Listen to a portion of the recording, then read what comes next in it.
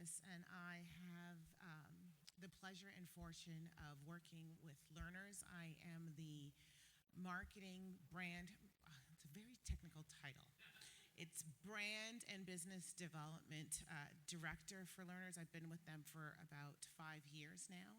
And Learners has been working with small and medium-sized enterprises for many decades, helping businesses grow, helping them connect to lenders, and really helping them focus to make sure that they can scale up. So I have the pleasure of hosting this panel today. I'm going to sit down, but it's very hard. I usually stand up a lot for this, so I'm going to try. We want to dig a little deeper and get behind the scenes on some of the challenges, the lessons, and the strategies that have helped the people that have just spoken, how they've scaled up. So let's bring everybody up. Please welcome to the stage Erin Craven, Jamie Donaldson, and Diane Dou for our incredible panel discussion.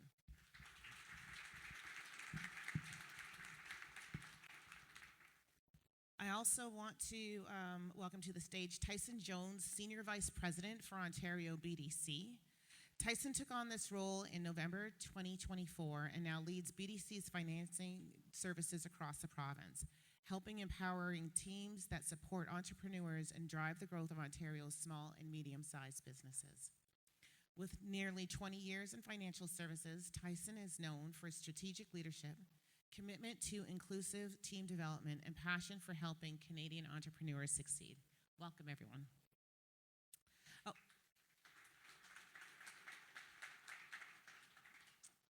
So thank everybody for joining me up here. I want to start talking about your journeys as entrepreneurs and business leaders. Erin, we'll start with you. You described yourself as a corporate dropout. What was the moment that made you decide to leave a successful corporate career and take the leap into entrepreneurship? Was there a special moment for you?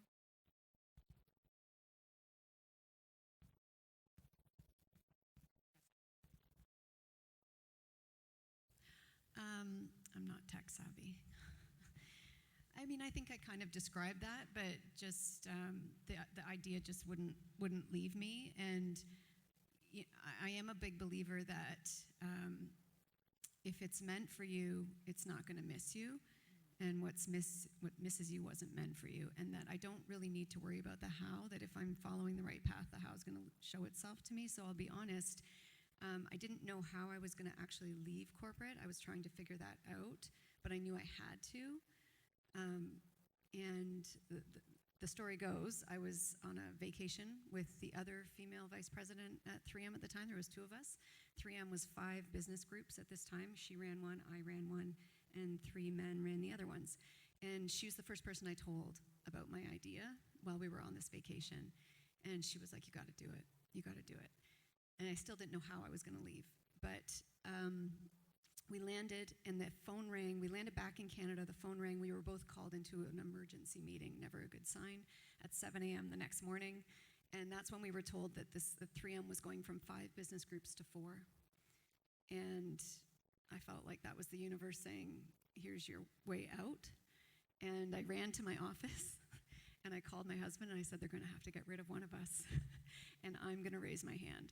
And so I didn't even think about it. I just really felt that this was my how. And I walked into the president's office and said, I volunteer. I volunteer as tribute. He said, you're crazy. We're not getting rid of you. I'm like, I'm serious. Let me go. So anyway, long story short, that was the beginning of my actual way out. I think there's so many times where there's I call it the still small voice inside of you that's telling you what to do, and a lot of times we allow fear to make us ignore it, but when you listen to it, that's when life and joy can take off. So thank you for sharing that with us. Jamie, you have moved Donaldson from a family business into a full-service company with over 40 employees. What's been the secret to scaling while keeping that family feel?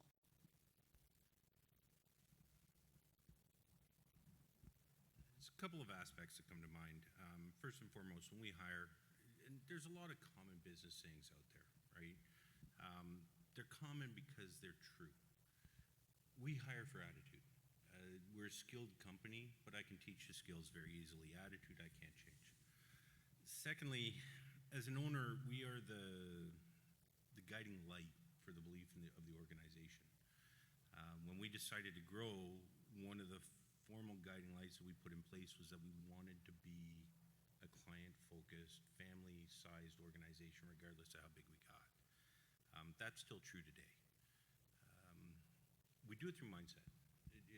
We have a saying in our organization, and mindset's everything, but when we first sat down and we started to grow and we started talking about what we were going to do, we had a conversation about the difference between customer and client.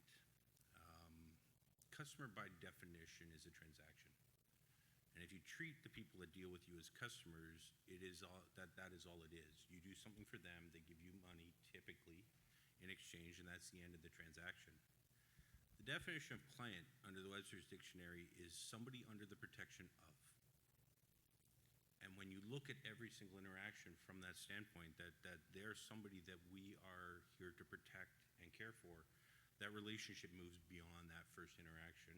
And when you go into those interactions with that belief, it's easy to stay as a family-orientated, friendly organization to deal with.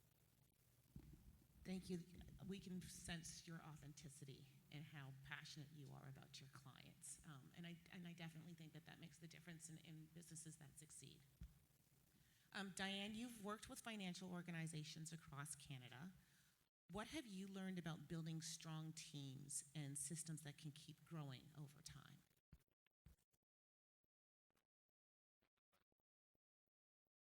Okay, so it's on now? Yeah, great, okay. The question is about building teams and systems? Yes. Yeah. So in terms of building teams, I think we talk a lot and when we're doing our own little speech over there. Building teams need clarity, need alignment, and need a mindset. So I'm always telling my team, we need to build a team that is not only aligned with our vision, but also people can, hire some people better than us. I think Jamie mentioned about that over there. So that's number one. So we have to be having that courage and have that confidence to hire somebody who's better than us. They have to align with our vision. In terms of building system, I think there's a framework required. I'm talking about as a corporate person. I'm still not cool enough as Erin to drop it off from corporate. But corporate, when we talk about building systems, it does require especially you want to scale up, it requires foundation. Those foundation including the governance, the process, the data. And so you don't scale chaotically, you scale with a framework. So again, building, I always say to my team, we can only be as strong as our weakest link. If our weakest link is our people, then we need to figure out a way to how we strengthen our people. If our weakest link is our system, we need to figure out a way to strengthen our system. It doesn't matter how strong the other part of the organization, just like it doesn't matter how strong your brain or your organ is, if your bone is breaking down, you're not healthy. So we need to strengthen whatever is weakest point in our system, in our company, through the people or system. Thank you. And Tyson, welcome to our panel. I got to meet you outside, so it's great to be able to connect with you. Can you tell us, based on your experience with BDC, what separates businesses that scale successfully from those that simply stay small and steady? Yeah, I think that's a key theme in which we've been discussing this morning, which has been great. And before I start, I just want to, say to Erin and Jamie, like your stories, your entrepreneurial journeys are extremely inspiring. And at BDC here, we exist because of our support for entrepreneurs. And our whole mandate is to support entrepreneurs to grow, to be sustainable, to be competitive. And, we have a lot of our team here who supports the London community. And it's an absolute privilege for us to be a part of the entrepreneurial journey. That ecosystem, it has such an impact across so many different aspects of our lives. And, this year, I think especially, we've been able to see here in the community how impactful entrepreneurs are to everything in which we do. And so when you ask the question around, okay, those entrepreneurs who want to scale compared to the entrepreneurs who want to stay, small and steady, a lot of the time it is a choice. But if you're choosing to scale, there's a lot of things in which you do need to, consider. And, Jamie, you touched on it, quite a bit. Like when you talked about going from, 1.5 to 6.5, million, you do have to think differently. And I'm coming from the lens of, in our organization, on a daily basis, we work in support with entrepreneurs. And so it's a reflection of their stories and how we've been able to help them. And so, yes, it is a pleasure to be in their shoes, but we're also taking their experiences and I'm trying to consolidate and share it, with all of you, here. So when we think about the scaling piece, you think about how do you almost take yourself out of, the business and think strategically. And as an entrepreneur, especially let's say if you're at that, 1 million space, and Jamie, correct me if I'm wrong, but you're wearing a lot of different hats and you're also focusing on the technical piece. And sometimes when, Véronique mentioned about, the grit that entrepreneurs have, you're focusing on, a purpose, a dream, the vision long term, but you have that grit to get through just the today. But sometimes that today really does take up a lot of your time. And so you don't have that opportunity to think about, okay, strategically in your business, if I do take myself out, what are the things in which I really need to focus my time on to be able to get the business to the next level? And so some, key things that we see a lot of entrepreneurs, focus on is they start at understanding their business first from a data perspective. So when we say from a data perspective, it means where am I today, financially, also understanding all the inputs in my business, also understanding all the data points throughout my business so I have a good understanding where I am today. Then looking at the impact that those people within your organization have, particularly you as, the owner. So how relevant are you to the business right now? And it's almost an exercise of how do I make myself irrelevant to the day-to-day process, which is extremely difficult task. And there's the strategic sense to it, but there's also that ego, right? Because you have that passion, you have that technical, ability. It is your baby. It is something which you concentrate on. And so some of the things in which we've seen entrepreneurs do that has helped them, take their business to that next level is be able to have a reflection on, their business, one that is understanding their processes, understanding the data, piece of it, and understanding their strategy as to where they want to go. And being able to focus on their people, upskilling their people on those critical aspects, but as well, taking an approach of what are the things in which we can do differently, which is where the entrepreneur can be extremely successful as far as focusing their time on, let's say that they want to focus on another market. So market diversification or product diversification can be things in which they do to take their business to the next level. It can even be taking time to automate, some of their processes.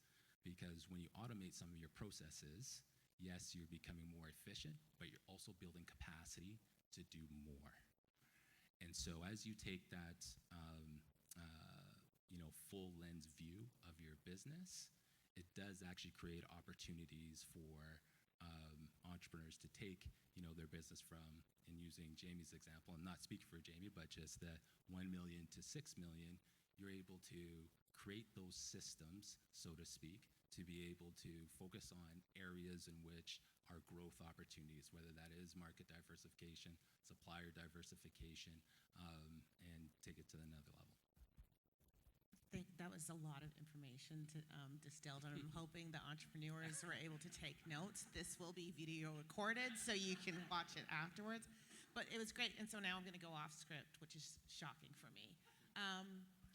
Erin and Jamie, you both scaled your businesses. How did you get others to believe in your vision? Because sometimes it can be just you isolated or in your head.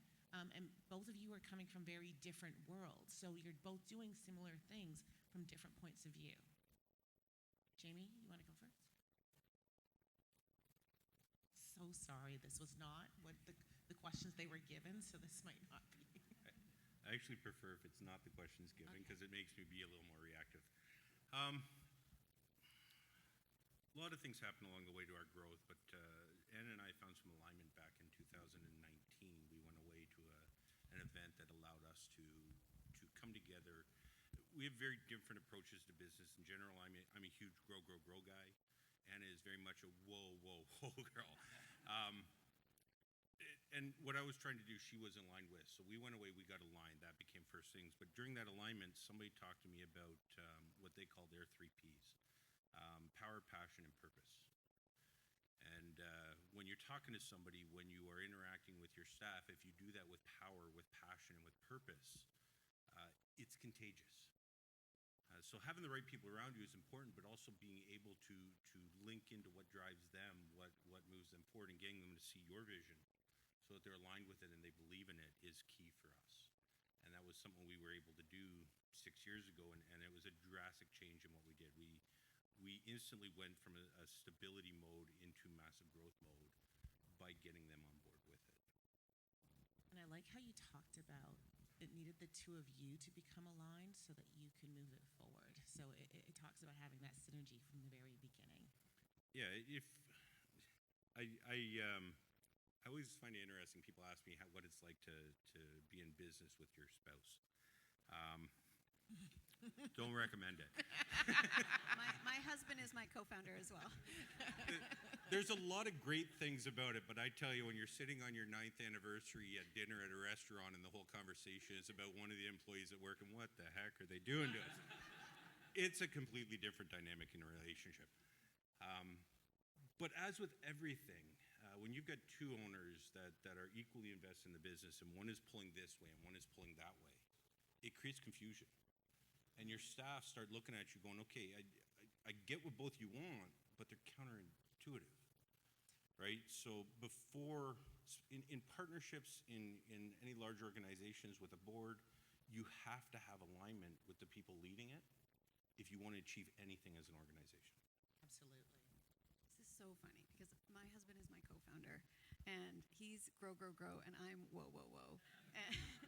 And I wish he was here today to hear this. This is so funny because we went away, him and I, 6 years ago as well, and got aligned on exactly what we want to do in terms of growth.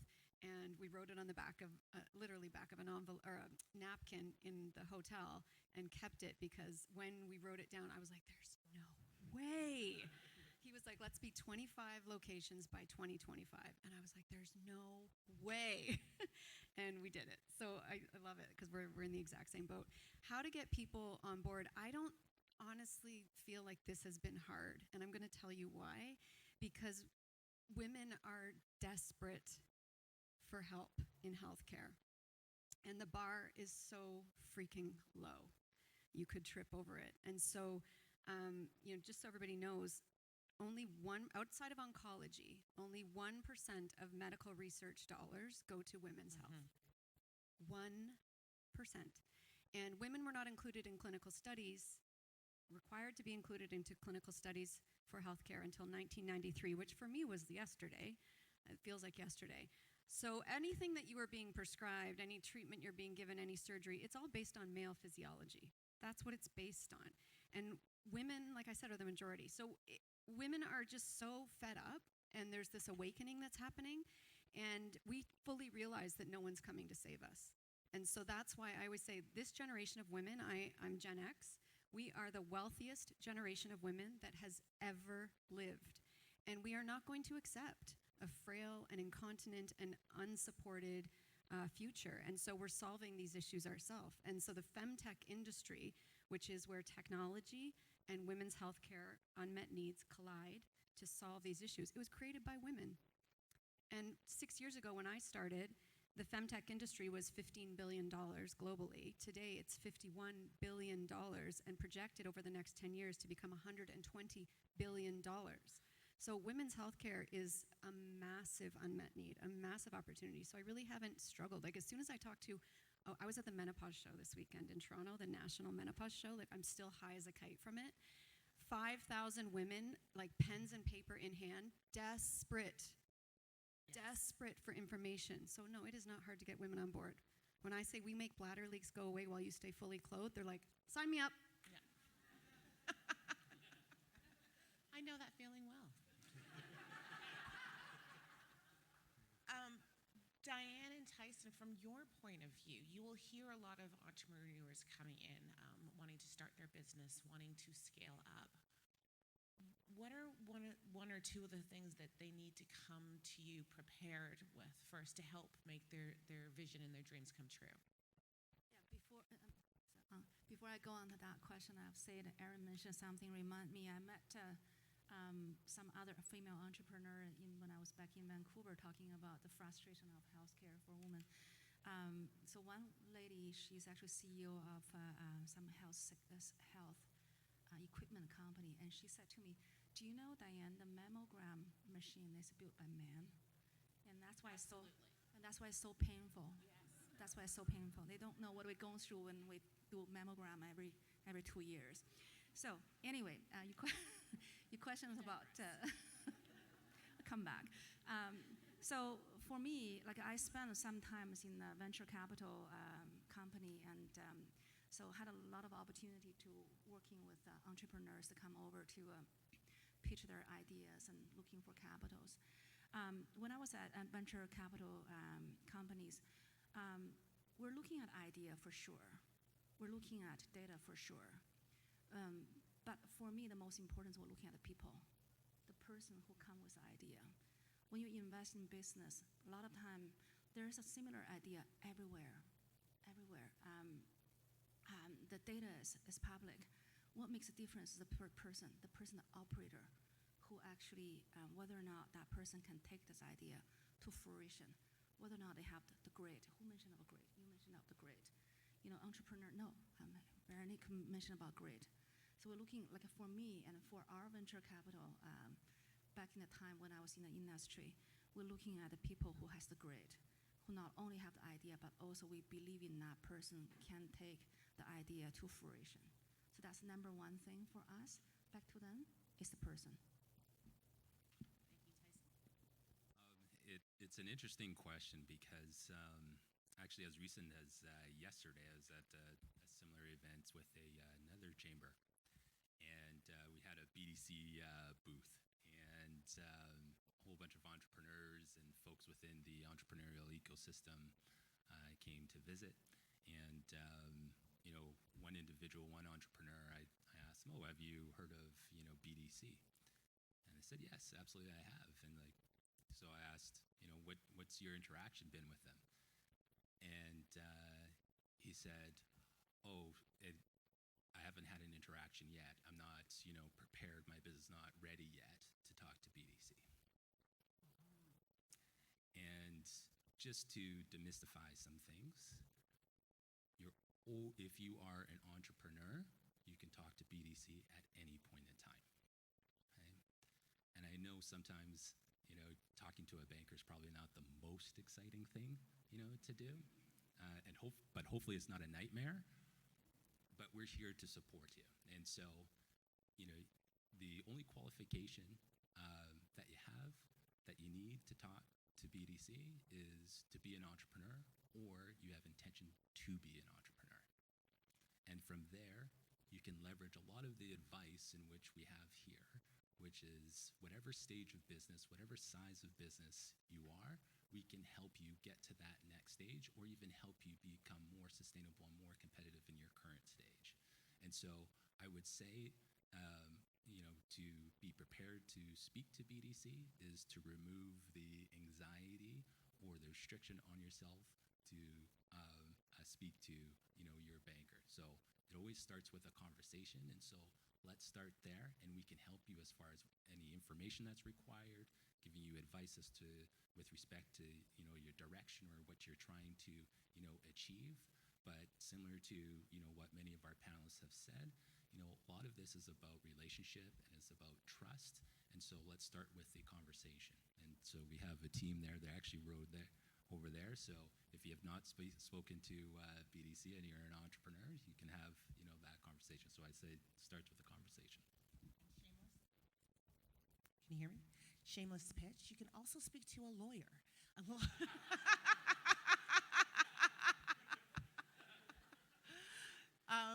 Yes, they're business lawyers, and I am not a lawyer by any means, so I can't do the full spiel, but business lawyers will also help to listen to your idea, provide you with some insight that you might need if you want to build more confidence and have more details, so that when you go to banking, and remember, banking is not just the big banks, it's the trusts, it's the unions, it's BDC, it's all the different places that you can go to. There's many places that want to help believe in the dreams that you have. And so please do not let fear, because we are our own worst enemies, do not let fear stop you from doing what you want to do. The only shot that doesn't win is the one that's not taken. So back to our regular scheduled program. Erin, when you founded Eurospot, and how did you know that the concept could scale? And what was the most pivotal decision that allowed you to grow from one location to national presence? I think, how did I know? I knew because of all the reasons I just said. I knew how underserved the market was. I knew the epidemiology of this condition. 84% of women post-menopause report having lived through this. I knew that it was the top reason that women end up admitted to long-term care. Nobody's talking about that. All these things that could be treated. So I think I believed it would scale because the need was so great. But I also knew that I was going to go direct to women and not direct to physician. So I knew if I took this as direct to physician and hoped that physicians would refer or would explain, I knew it wouldn't scale, because physicians, they have too much on their plates. They're so overworked, overburdened. The system is not, it's broken. And so I was like, no, we're going to go direct to women and talk to them. And then I think the most pivotal decision that allowed us to scale was the decision to franchise. Thank you. Jamie, now you decided to focus your attention in London and scaled more your services. What made you have the decision to focus your market in one place and scale services versus doing it the other way? Because it could easily have happened. I've mentioned my wife, right? No, at the end of the day, we looked at market capacity. The market here in London for heating and air conditioning on equipment replacement, not talking about renovations, plumbing, duct cleaning, or services, but just strictly equipment replacement, is about $220 million a year. When we decided to grow, we were doing 1.6 million. Of that, about 800,000 was equipment replacement. So we had less than 0.5% of the market. Generally speaking, in business, you're not even a market player until you're about 8%. There are over 200 HVAC contractors in the City of London, and they're all very small. So there's a ton of capacity, a ton of room for a company to grow, while not straining or stressing out the implementers that I had with me at the time. I'm not saying that's how we'll stay. I think part of my growth plan moving forward in the next 5 years will be to move into some other markets and bring some of the level of service that we provide for London into some other markets. Hopefully that feeds back into London and creates more employment opportunity here with the head office and some funding locally. But at the time, it really was market capacity. We knew we could double, triple, quadruple the size of our business and not really run up against a wall. We're still at that point. We're still at the point I could double what we do and not run up against a serious wall with regards to capacity. Thank you. Tyson, access to capital is one of the biggest barriers to scaling. What should business owners understand about preparing for growth financing, whether through loans, investors, or other services? Another great question. When it comes to access to capital, Diane, you have the credit union, you have, Business Development Bank of Canada, you have chartered banks. There are a lot of sources there. One of the things in which I would recommend for entrepreneurs as it relates to the access to capital is to have an initial plan and a direction as to, where you want to go, and supporting information as to, why and how you're going to get there. And then the second piece is have an understanding of, what type of capital?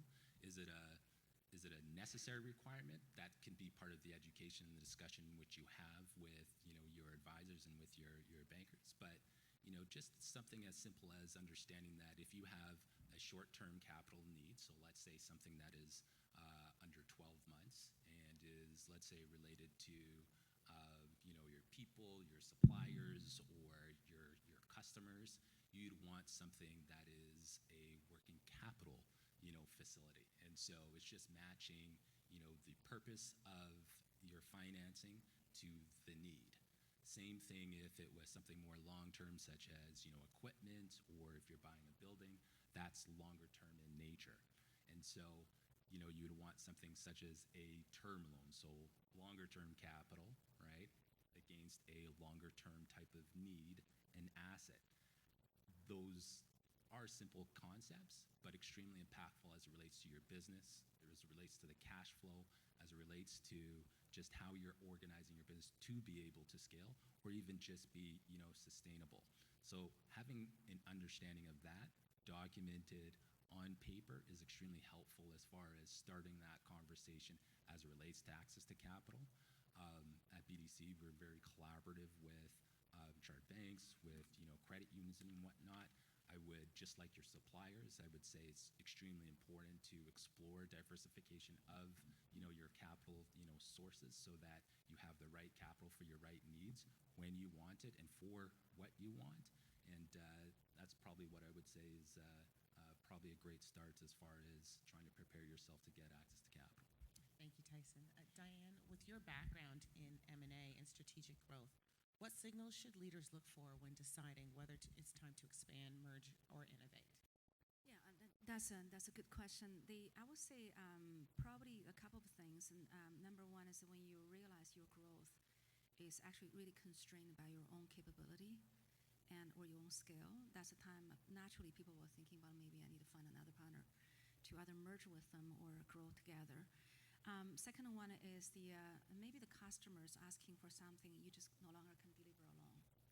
And that's probably the time, that's another signal. So from my perspective is start thinking about, okay, either I have to do vertical integration or horizontal merger with somebody else so we can deliver everything together. The next one is, I think, is when the external environment is shifting faster than what your organization can cope with. And that's the time we see a lot of a merger happen. I mean, that's actually driving a lot of a credit union merger today. And we realize that whether the capital spent required for digital transformation is way faster than what we can do by ourselves. That's the time we start thinking about merger. And if you're looking at financial services, the banking industry, over years, this evolution, you actually can see that very obviously. It's just whether or not you pay attention. The banking version number one is about bricks and mortar. It's about the physical present in the branch. And version 2 is ATM machine. Version 3 is internet banking. Version 4 is mobile banking. If you think about this journey, and from the brick and mortar to ATM machine take decades to get there. And from ATM go to internet banking, take multiple years to get there. From internet banking to mobile banking, shorter. And nowadays, I call it a great convergence. It's every single force coming together. There's instant payment. It's not triggered by financial institutions, probably triggered by Amazon or some other platform out there. And we start to realize this environment is shifting faster and faster, and more than what we can do by ourselves. We don't have enough capital to cope with the digital transformation in the pace and the force that coming to force on us. That's the time for us to thinking about, okay, the growth required beyond our capability now. The customers are asking what us to deliver beyond what we can deliver by ourselves. And external environment shifting way faster than we can shifting within internally by ourselves. That's the time we start thinking about merger. I would assuming the journey at credit union, smaller credit union journey, is parallel with some of the entrepreneur will see in their industry. So I would say watching out those signs, thinking about adapt before you're forced to, and grow before you outgrown. So thinking about options. Tyson, you wanted to say something? Yeah, just one thing on the mergers and acquisitions piece, instead focusing on the small and medium-sized enterprises. We've done a lot of research in this area in Canada, and our research says that 1 in 6 SMEs are going to either close, transfer, or sell within the next 5 years. So when we think about scaling up, acquisition, buying another business is a tremendous opportunity. And so much so, at least from, I could speak on behalf of, BDC and, our advisory side of the business, has really looked at the end-to-end process of acquiring businesses or even selling businesses well, and how to, prepare a business for sale or prepare to acquire a business.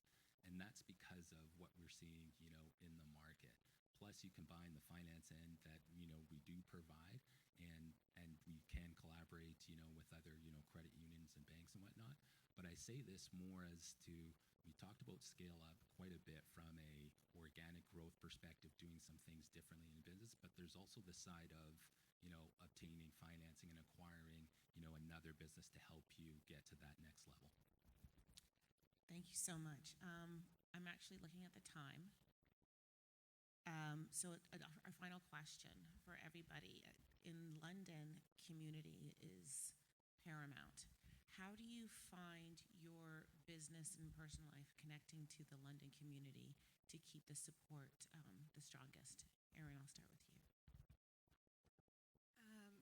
For me, it has a lot to do with our employees.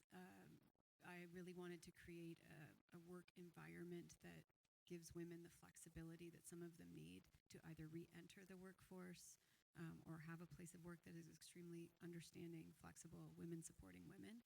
That would be one. And then obviously just trying to improve the Grand Canyon size gap of the gender gap in healthcare, which exists in this community as well, and doing our part to try and give women and men, because we treat a lot of men as well, access to care in a different way.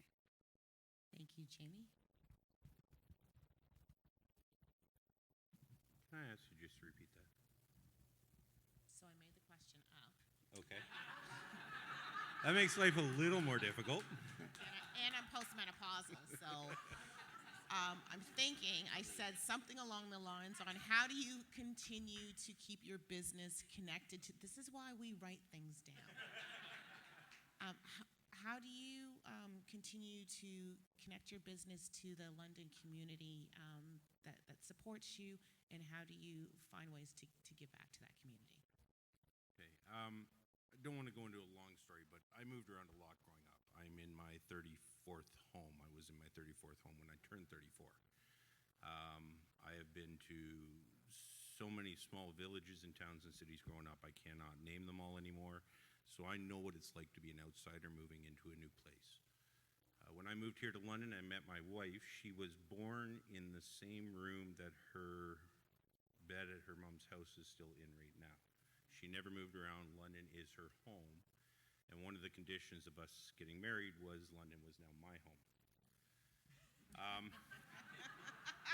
I'm honestly okay with it. London is a surprisingly large town that doesn't realize it's a large town yet. That's the best way I can describe it. Prior to London, I think the largest city I lived in was 8,000 people. That being said, I've seen the world kind of shift, and we aren't as close to people as we once were. I grew up in small towns. I knew all my neighbors. I used to have dinner at the people we lived beside, and my friends were throughout the city. We knew where it was. We'd travel, and anymore, we stay at home. We hide at home. We work from home. Many of us can't tell you who our neighbors are. Maybe the guy right next door will know, but the one 2 doors down and 3 doors down, we don't. And I think as humanity, we've lost something with that. When you don't know people, when you don't care for people, when you don't have empathy for people, it gets real easy to disconnect. And as an organization, one of the things I wanted to do was create opportunities for people to connect again. And that's why we sponsor events like Home County. It's why we sponsor small community events like Westminster's Firework, which brings 2,000 people together for an evening. and it's about creating connectivity. And by connecting the community, we connect them with us as an organization. And that's just helped to make us stronger as we do it. I love that because as a person who moved here only 6 years ago, community was the biggest thing that was the connection for us. Diane, I know that Libro does a lot in the community. Do you just want to share a couple words? Yeah, so we, in our new strategic plan and our strategy, one very key strategy is what we call local business strategy. So we want to anchor our corporate growth with local business, and that's including entrepreneurs, farmers, innovators. We found those people time poor. They don't have time to come into the financial services, so asking the help they need, but at the same time, they need access to advisory support the most. When they're successful, they talk about their product, what they build, they talk about the story. But many of them are time poor. They feel ashamed to talk about. They need money, they need access to capital. So it is us in terms of how we be understanding, empathy, and making the time for them, go to where they are and giving them advice. They don't even know how to start asking those advice services. So being there for them and really start a connection, helping the owner, helping the employee of those owners, helping the supply chain of those owners. So building supply chain and building Libro as part of the community fabric. That's number one thing. Number two is about retaining talent. I don't know if you know the stats. And every year I look at that because we're working with Ivy. In the past number of years, the Ivy graduates, the number of people staying in London is around 18 people. 18. So we have to thinking about, and I'm new to London. When I look at that, I work in a number of different cities in North America and Europe as well. When I see that number, that's heartbroken. We do have a world-class education in here. The question is how you retain the talent in the local community. That's why we're asking the question, what is the anchor enterprise in London today? Allow us to keep those talents in town. And what's the support to them to enable them to build their startup company in here and to access the capital? I think that's the two things. At Libro, we're working close. We're working close with Ivy to thinking about what can we do to support those talents to stay in London, working with Libro, even give them a broader view of our strategy, giving them broader view, an opportunity working with us on AIs and on innovations. At the same time, working with local business. I was having a conversation with Christina just last week, and we were talking about how do we keep our children here in London? And the only way we can do it is by building businesses that they're proud to be part of. So thank you for that. Tyson, bring it up. So when it comes to London, we have 32 business centers across Ontario.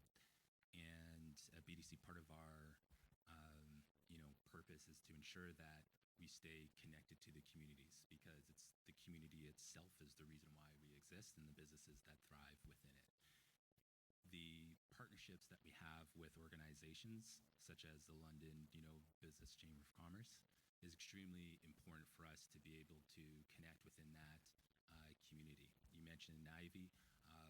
We do a lot of work with Ivy School of Business, things such as thought leadership. But the support of the entrepreneurs is so impactful and so important, especially here, in London. Creates, jobs.